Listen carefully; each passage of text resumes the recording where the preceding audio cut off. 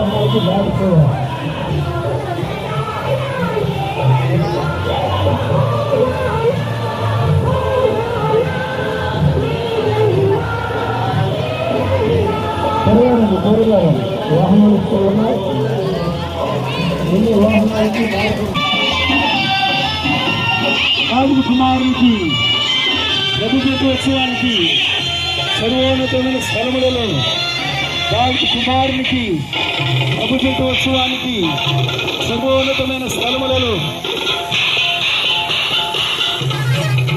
సీయోను కుమారి సర్వోన్నతమైన స్థలములలో రాజు దావీదు కుమారునికి జయము జయము, ప్రభు పేరిట వచ్చువాడు హోసన్నా హోసన్నా హోసన్నా హోసన్నా యేసన్నా యేసన్నా యేసన్నా. స్టార్ట్. దేవునికి మహిమ కలుగును గాక. ఇక ఉదయకాల సమయంలో జరపబడినటువంటి విజయోత్సాహ వేడుకలో మరి మటలాదివారం సందర్భముగా చేయబడినటువంటి ఇక విజయోత్సాహము కేవలం ఒక సాధారణమైనటువంటి వేడుకగా కాక ఈ లోకంలో ఉన్న ప్రతి ఒక్క మనుషులను ప్రేమించి శరీరధారిగా ఈ లోకమునకు వచ్చి సర్వ మానవాళి కొరకును తన రక్తమును చిందించి ప్రాణమును అర్పించినటువంటి రక్షకుడైనటువంటి యేసుక్రీస్తు ప్రభువారిని యెరూషలేము పట్టణములో ఆయన ప్రవేశించబోతుండగా వారందరూ ఆయనను రాజుగా అంగీకరించి ఆయనను వేడుకగా చేసుకుంటూ యెరూషలేము ప్రాంతమునకు తీసుకుని వెళ్ళినటువంటి రీతిగా ఆయనను ప్రకటించినటువంటి ఉదయకాల సమయంలో జరపబడినటువంటి విజయోత్సాహము ద్వారా ఆయనను గూర్చి విన్నటువంటి ఇక పెద్దాపురం పట్టణంలో ఉన్నటువంటి ప్రజలు అనేక మంది ఆ ప్రభు ప్రేమలో వర్ధిల్లుతూ ఆ ప్రభువును అంగీకరించి ఆ ప్రభువు అనుగ్రహిస్తున్నటువంటి రక్షణలో వర్ధిల్లాలని, ఇక ప్రాంతము రక్షణలో నడిపించబడాలని కోరుకుంటూ జరపబడినటువంటి ఇక విజయోత్సాహ వేడుక ద్వారా ఆయనకే మహిమ కలుగును గాక. ఆమేన్.